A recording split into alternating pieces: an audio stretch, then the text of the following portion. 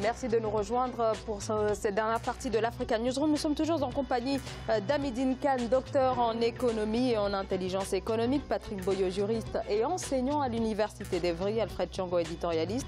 Place à notre Zoom Société consacrée aujourd'hui à la lutte contre les fake news.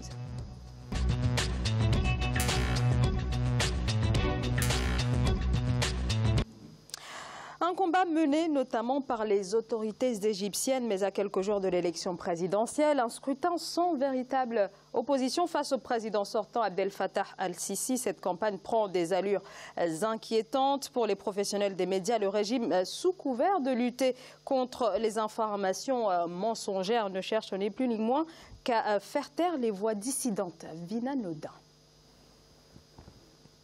À 2 semaines de l'élection présidentielle en Égypte, l'activité des médias fait l'objet d'une surveillance accrue de la part des autorités.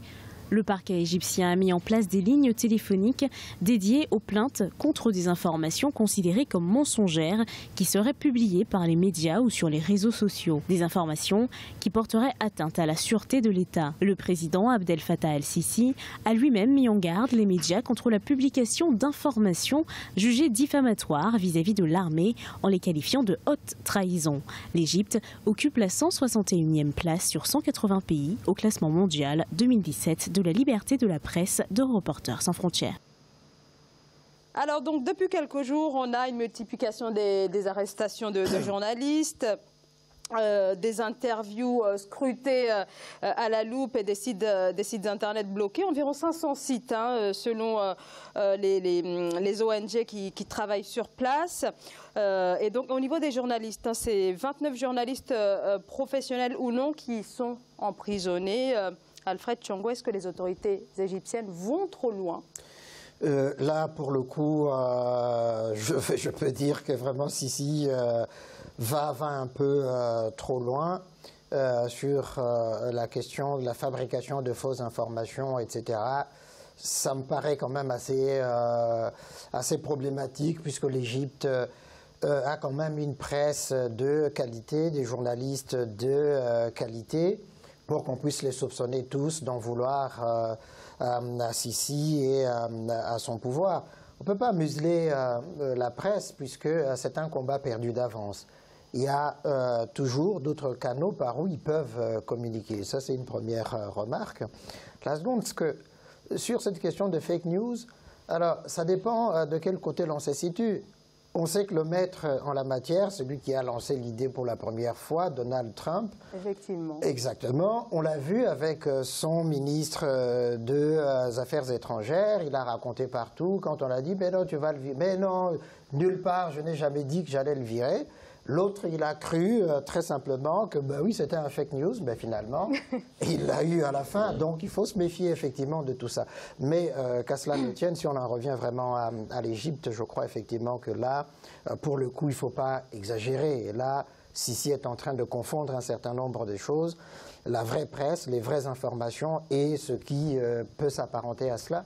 De toute façon, si la France est en train de préparer une loi, un peu partout en Europe, on commence à préparer des lois contre les fake news, ça veut dire effectivement que ça nuit à la crédibilité de l'information, mais à la crédibilité aussi des politiques, et que donc il faut prendre garde justement à ne pas trop prêter le flanc à cela, mais là, politiquement, quand même, c'est un peu problématique pour Sisi. Hein. Alors, ceci dit, il n'en est pas à sa première tentative, puisque déjà, depuis 2016, le président Abdel Fattah al-Sisi avait déjà fait voter une loi qui était destinée, entre guillemets, à superviser les organes de presse. Donc là, on a une véritable renversement. Moi, je crois que déjà, il y a un arsenal juridique conséquent. Il n'a pas besoin d'en rajouter. N'est-ce pas? Oui, il n'a pas besoin d'en rajouter. Et puis, à part ça, l'information est virale avec les nouvelles technologies de la communication. Donc, même s'il essaie de museler justement les journalistes, les informations vont continuer à pleuvoir. Ah oui, par Internet, Facebook, Instagram ou Twitter, autre. Voilà. Ça, Donc je crois qu'il perd son temps et puis il va se décrédibiliser et puis je crois qu'il sera beaucoup plus critiqué à l'intérieur de son territoire et là ça pourra faire très mal. Je crois que l'arsenal juridique égyptien voilà, est suffisant. Il est suffisant, il ne faut pas qu'il en rajoute. Les élections, il les a gagnées d'avance parce que ceux qui vont se présenter contre lui, c'est faire valoir. Voilà, exactement, ils auront 1 ou 2% et puis voilà, c'est terminé. Donc lui, ce qu'il veut prendre comme édicter comme loi, je crois que c'est liberticide. Patrick Boyo. Lors d'une précédente émission avec vous, j'avais dit justement sur la question qui était posée, quel atout a Al-Sisi pour ces élections? J'avais dit clairement la force, l'usage de la force.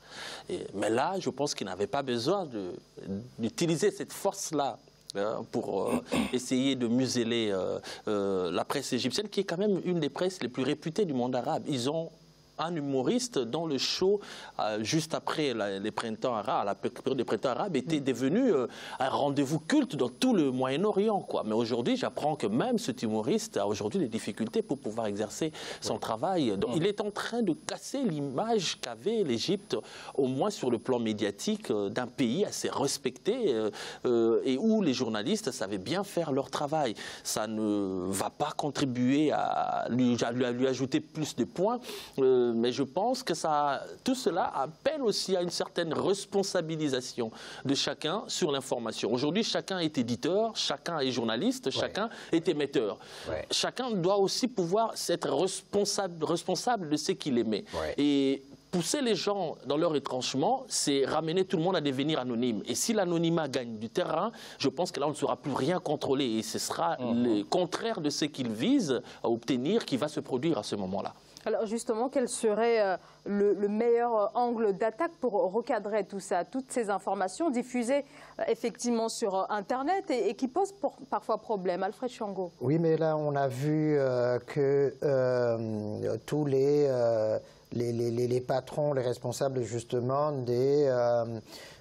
ces médias sur le net ou des pourvoyeurs d'informations ont pris conscience effectivement de ce risque-là, essayent de mettre en place des systèmes justement de protection et de détection de ces nouvelles-là pour essayer de les éliminer le plus possible. Mais il revient aussi de la responsabilité des États, bien sûr, de faire que, je ne dis pas contrôler l'information, mais de vérifier dans la plupart des cas justement les informations qui sont diffusées. Comme par exemple, là on parlait de la RD Congo, mais quand Atundu dit que Moïse Katumbi est italien, voilà le genre de type de fake news qu'on est en train de répandre alors qu'il sait réellement que c'est totalement faux ce qu'il avance. Oui, alors qu'il a été ministre. Exactement. Donc il faut qu'ils arrêtent un tout petit peu. Et donc là, effectivement, c'est aussi la question de la responsabilité à la fois de chacun et de tous, mais le droit doit revenir aux États. Si le fake news aussi gagne du terrain, c'est aussi parce qu'il y a une méfiance qui s'est installée avec les canaux traditionnels d'information.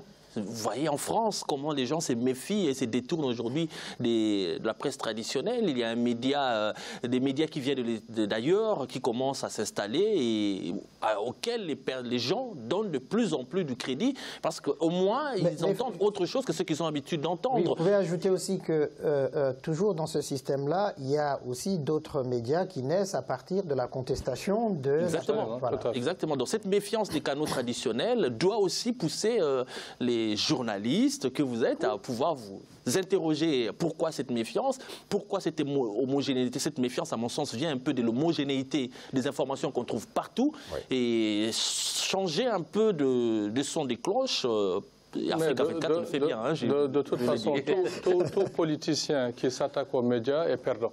Absolument. Tout politicien qui s'attaque aux médias sera perdant. Exactement. Oui, sera perdant. Donc je crois que dans le monde arabe, on est habitué justement à des hommes de poigne, ça veut dire qu'ils musellent tout. Mais pour l'Égypte quand même, c'est vraiment dommage parce que c'est un pays qui a une presse qui date de longtemps, très longtemps. Et puis des journalistes de très grande qualité. Alors, ça pose quand même aussi la question de l'éducation aux médias aussi, de la sensibilisation des citoyens par rapport aux informations diffusées. Patrick Boyo. Oui, cette sensibilisation est très importante à partir du moment où les gens doivent comprendre que lorsqu'on donne une information à la télé, il faut que les gens arrivent à décrypter un petit peu. L'information doit être... donc ça suppose avoir un esprit parfaitement critique pour pouvoir... Mais c'est vous les journalistes qui allez donner l'esprit critique en disant aux gens que voilà... Quand nous donnons une information, cela veut dire que ce n'est pas la stricte vérité. Déjà commencer par dire qu'il n'y a pas de vérité absolue. Si on peut déjà faire comprendre aux gens qu'il n'y a pas de vérité absolue et que l'information donnée peut toujours être vérifié jusqu'à la dernière minute et chacun peut s'en approprier. Oui, alors l'éducation à l'esprit critique, c'est pas que les journalistes, c'est aussi l'école. La vérification, par exemple. Oui, et puis, je crois effectivement que l'éducation à l'esprit critique, ça passe aussi par l'école. L'école, absolument, tout à fait, dès le bas âge. Exactement, pour se dire, mais on vous dit ça c'est blanc, alors que c'est noir, il faut vous dire que c'est pas blanc, c'est noir. Dans ce cas, il faut dire aux enfants, quand le maître... Il ne faut pas écouter tout ce que le maître dit, parce que nous en suivrons aux enfants. Exactement. Tu fais tout ce que le maître ou la maîtresse dit, mais il faut leur dire aussi que quand le maître dit, tu réfléchis un petit peu. Exactement, voilà. Donc c'est ça, cette éducation-là. Et si on en revenait justement à la RD Congo, il y a sur le net, effectivement, toutes ces fausses informations qui circulent, où l'on dit ceci, on raconte cela, sans vérification. Et moi, tous les jours, je dis aux gens, vérifiez d'abord le genre de fake news. On vient, on balance dans les réseaux sociaux, voilà, le pape, la RD Congo a viré le nonce apostolique. Je dis, enfin, mais comment est-ce que vous pouvez gober ça? Il y a le site de l'annonciature apostolique à Kinshasa, le site de la conférence épiscopale. Allez vérifier. Et puis, il y a la radio Okapi qui diffuse de l'information sûre. Allez vérifier toutes ces informations-là. Autrement dit, s'il n'y a pas cette éducation, alors on continuera à gober à ces fausses informations. Et d'ailleurs, quand on parlait du risque de balkanisation du Congo, effectivement, il fut une époque où on craignait ce risque-là. Et le risque est encore réel. Moi, permettez-moi, Alfred, de vous interrompre pour rebondir sur ce qu'avait dit M. Kahn tout à l'heure. Le mérite du peuple congolais, il y a une arme que le peuple congolais utilise depuis plusieurs années et qui fait échec à ce projet que beaucoup de Congolais ne savent pas, c'est le mariage interrégional.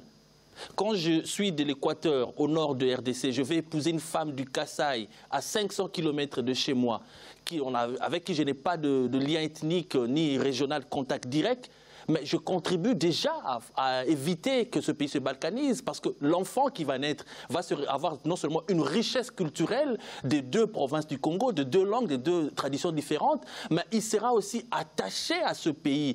C'est un petit peu, désolé de le dire, pour certains ça va leur faire mal, mais c'est aussi un acquis du régime de Mobutu qui nous avait appris à comprendre que Zaïrois, vous devez être fiers de partout où vous êtes, et quand vous allez, il encourageait même les fonctionnaires qui étaient mutés à aller épouser les femmes dans leur lieu de mutation. Aller encore plus loin, voilà. Lumumba aussi. Exactement. Cette idée Exactement. Donc, le mariage interrégional est une grande force, une grande arme pour le peuple congolais. Et le peuple gagne toujours. Un slogan qui circule beaucoup chez les Congolais passe par ça.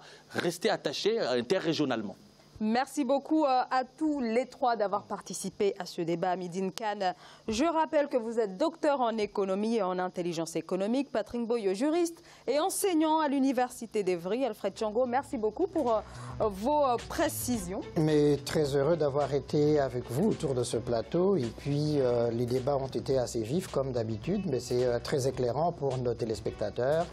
Et à mes très chères téléspectatrices, merci de leur accueil bienveillant. Merci à vous. Merci. Merci pour l'invitation. Merci à vous, bien entendu, de nous avoir suivis. À très bientôt dans l'Africa Newsroom. Bonne soirée.